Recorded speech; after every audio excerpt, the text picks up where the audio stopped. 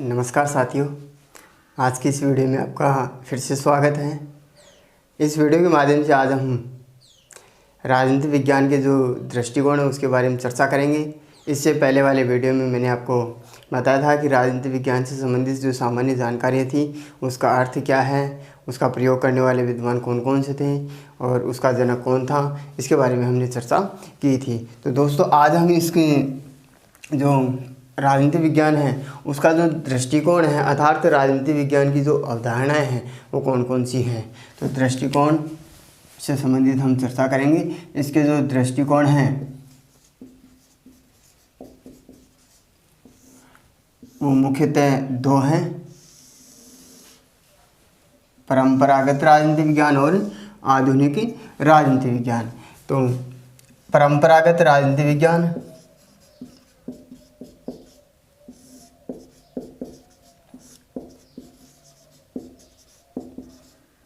वह आधुनिक राजनीति विज्ञान।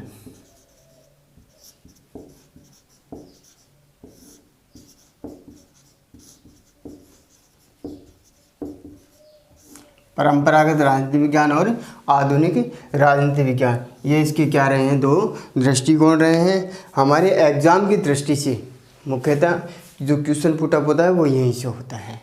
हमारी पहली यूनिट में जो पहला क्वेश्चन पुटअप होता है वो यहीं से होता है कि परंपरागत राजनीति विज्ञान की परिभाषा को स्पष्ट करते हुए इसकी प्रकृति और क्षेत्र को समझाइए। दूसरा क्वेश्चन होता है कि आधुनिक राजनीति विज्ञान की परिभाषा को स्पष्ट करते हुए इसकी प्रकृति और क्षेत्र को समझाइए। फिर इसमें यह भी पूछ लिया जाता है कि परंपरागत राजनीति विज्ञान तथा आधुनिक राजनीति विज्ञान में क्या अंतर है। देखो दोस्तों, सबसे पहले आपको यही ध्यान में रखना है कि परंपरागत राजनीति विज्ञान जो है वो नैतिकता पर बल देती है और आधुनिक राजनीति विज्ञान है वो नैतिकता पर बल न दे करके मानवीय क्रियाएं या मानव के व्यवहार पर बल देती है। इसका प्रमुख रूप से अंतर यही है। अब हम बात करते हैं अध्ययन की पद्धति के आधार पर इसका जो प्रमुख अंतर होता है वो ये होता है कि परंपरागत राजनीति विज्ञान की जो अध्ययन पद्धति है वो वास्तविकता पर आधारित न होकर के काल्पनिक है, जबकि आधुनिक राजनीति विज्ञान की जो अध्ययन पद्धति है वो काल्पनिक न होकर के वास्तविकता पर आधारित है अर्थात वैज्ञानिकता पर आधारित है। ये इसका प्रमुख अंतर है। तो हम चर्चा करते हैं आज की इस वीडियो में इसकी जो प्रमुख परिभाषाएँ जो हैं, परिभाषाओं को लेकर के हम दोनों का साथ साथ लेकर के चलेंगे कि इसकी जो परिभाषाओं को स्पष्ट करने के लिए इसके प्रमुख बिंदु कौन कौन से हैं उस पर हम चर्चा करने वाले हैं।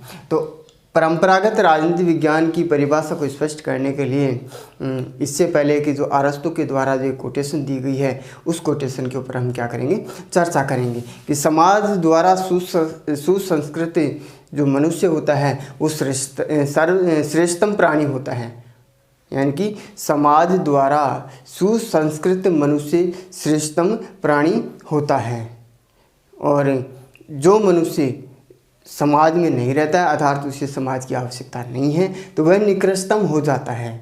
वह क्या हो जाता है, निकृष्टतम हो जाता है। तो ऐसे मनुष्य को समाज का सदस्य मत समझो या उसे कानून या न्याय के बल पर चलने वाला व्यक्ति मत समझो।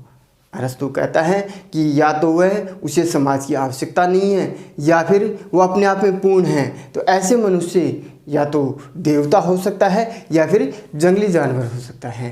तो इस परिभाषा के आधार पर वो क्या करते हैं, परंपरागत राजनीति विज्ञान की परिभाषा को स्पष्ट करते हैं। तो इस परिभाषा में केवल एक सामान्य सिद्धांत की व्याख्या करता है अरस्तु, जबकि विद्वानों का कहना है कि मनुष्य जो जीवन होता है उसके बहुत सारे पक्ष होते हैं, विविध पक्ष होते हैं और इन विविध पक्षों का अध्ययन विभिन्न समाज विज्ञानों के द्वारा किया जाता है। जैसे समाजशास्त्र जो है वो मानव के सामाजिक पक्ष का अध्ययन करता है, अर्थशास्त्र जो है वो मानव के आर्थिक जीवन का अध्ययन करता है, नीति शास्त्र है वो मानव के नैतिक पक्षों का अध्ययन करता है। उसी प्रकार से राजनीति शास्त्र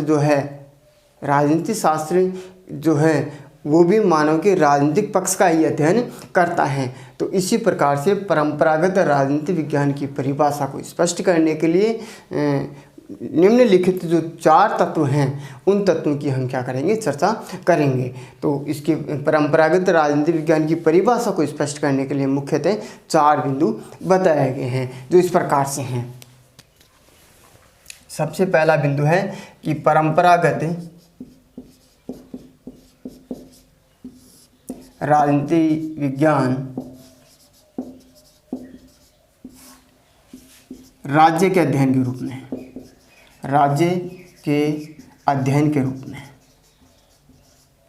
अध्ययन के रूप में पहला बिंदु बताया है कि परंपरागत राजनीति विज्ञान जो है किसके अध्ययन के रूप में है, राज्य के अध्ययन के रूप में है। कुछ विद्वान हैं जैसे डॉक्टर गवर्नर है, जकारिया है, गुडनोव है, एक्टन है आदि विद्वानों का मानना है कि राजनीति विज्ञान किसका अध्ययन है, राज्य का अध्ययन है। दूसरा इसका जो प्रमुख बिंदु है वो है सरकार का अध्ययन के रूप में, सरकार का अध्ययन, सरकार का अध्ययन।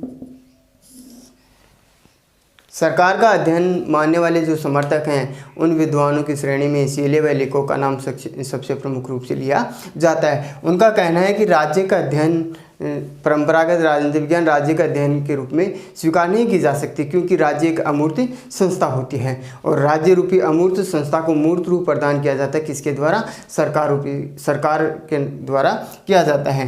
तो सीले व लेको का मानना है कि परंपरागत राजनीति विज्ञान जो है वो किसका अध्ययन है, सरकार का अध्ययन है। तीसरा इसका जो प्रमुख बिंदु आता है वो तीसरा प्रमुख बिंदु है राज्य व सरकार का अध्ययन, राज्य व सरकार का अध्ययन।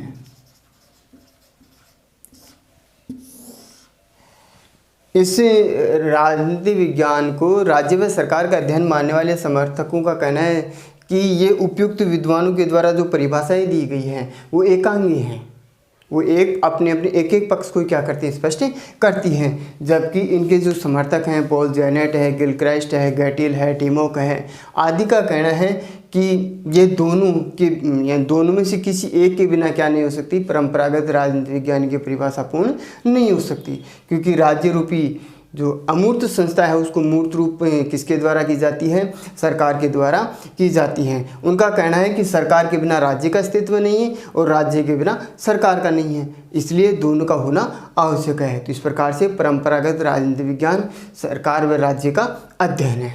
तो इसके समर्थक ही इस बात को स्वीकार करते हैं। अब चौथा जो इसका प्रमुख जो बिंदु है वो है मानवीय तत्व है। चौथा बिंदु है मानवीय तत्व, मानवीय तत्व। इसके जो प्रमुख समर्थक हैं वह है हरमन हेलर।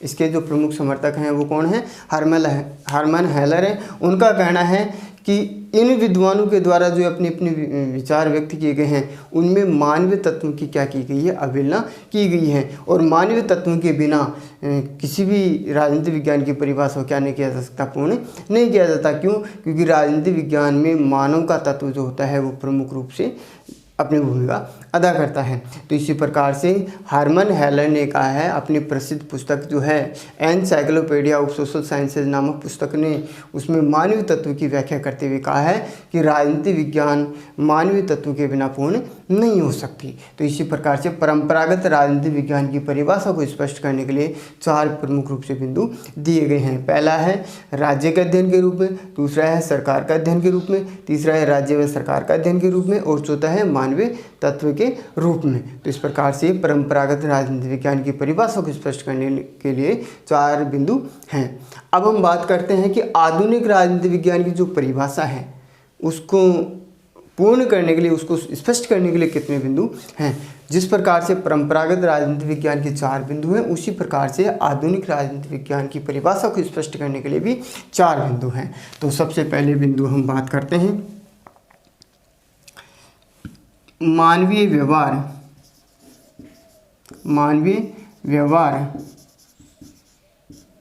या मानवीय क्रिया। आधुनिक राजनीति विज्ञान की परिभाषा को स्पष्ट करने के लिए इसका जो पहला बिंदु है वो मानवीय व्यवहार पर क्या देता है, बल देता है। जैसा कि दोस्तों मैंने बताया था कि दोनों में क्या है, अंतर है।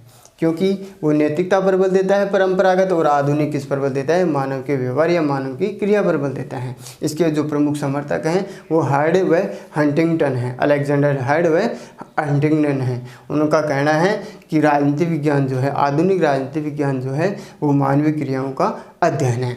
तो इसी प्रकार से इसका दूसरा जो बिंदु है वह शक्ति का अध्ययन या शक्ति का विज्ञान, शक्ति का विज्ञान।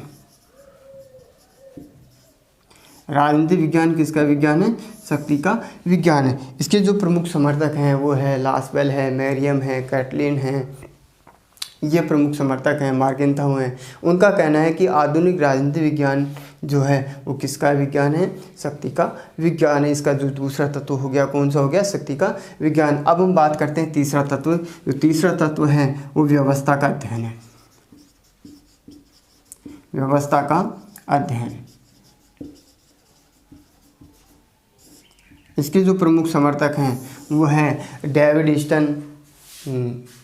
स्टन है, आमंड है। तो इनका कहना है कि आधुनिक राजनीति विज्ञान की जो परिभाषा है उसको स्पष्ट करने के लिए व्यवस्था का अध्ययन का भी अध्ययन किया जाता है। तो ये तीन तत्व हो गए। और चौथा जो तत्व है वो तत्व है निर्णय निर्माण, निर्णय निर्माण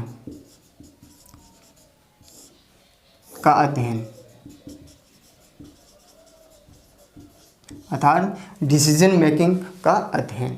तो इसके जो प्रमुख समर्थक हैं वह है रिचर्ड डी स्नाइडर। इनका कहना है कि आधुनिक राजनीति विज्ञान के अंतर्गत निर्णय निर्माण का अध्ययन भी किया जाता है। तो इसी प्रकार से दोस्तों ये जो राजनीति विज्ञान के दृष्टिकोण से संबंधित जो दो दृष्टिकोण है, परंपरागत राजनीति विज्ञान और आधुनिक राजनीति विज्ञान की परिभाषा को स्पष्ट करने के लिए इसके प्रमुख रूप से चार बिंदु दिए गए हैं। तो इसकी विस्तार से व्याख्या हम नेक्स्ट वीडियो में करेंगे। जैसा कि नेक्स्ट वीडियो में हम बात करेंगे कि परंपरागत राजनीति विज्ञान की परिभाषा को स्पष्ट करते हुए इसके अर्थ, प्रकृति और क्षेत्र को समझाइए। तो उसमें हम एक एक बिंदु को अपन क्या करेंगे, स्पष्ट करेंगे, जिसमें उसके समर्थक विद्वान कौन कौन है और समर्थक विद्वानों के द्वारा राज्य का अध्ययन किस प्रकार से माना है उसकी हम चर्चा करेंगे। तो इस प्रकार से स्पष्ट करेंगे। तो आज की इस वीडियो में जो मेरे द्वारा ये बातें आपको समझाई गई है वो अच्छे से समझ में आ गया होगा, ऐसा मैं मान सकता हूँ। तो दोस्तों इस वीडियो के माध्यम से आपको ये पता चल गया होगा कि परंपरागत राजनीति विज्ञान क्या है और आधुनिक राजनीति विज्ञान क्या है। सीधा सीधा है, एग्जाम में क्वेश्चन पूछा जाता है कि परंपरागत राजनीति विज्ञान किसे कहते हैं और आधुनिक राजनीति विज्ञान किसे कहते हैं, तथा परंपरागत राजनीति विज्ञान के प्रमुख समर्थक विद्वान कौन कौन से हैं और आधुनिक राजनीति विज्ञान के प्रमुख समर्थक विद्वान कौन कौन से हैं। और तीसरा इसका जो क्वेश्चन पूछा जाता है वो ये पूछा जाता है कि परंपरागत राजनीति विज्ञान में क्या अंतर है, परंपरागत राजनीति विज्ञान तथा आधुनिक राजनीति विज्ञान में क्या अंतर है।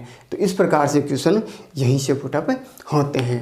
तो दोस्तों मैं आशा करता हूँ कि इस वीडियो के माध्यम से जो मैंने आज आपको जानकारी अवगत करवाई है वो आपको अच्छे से समझ में आ गया होगा। धन्यवाद।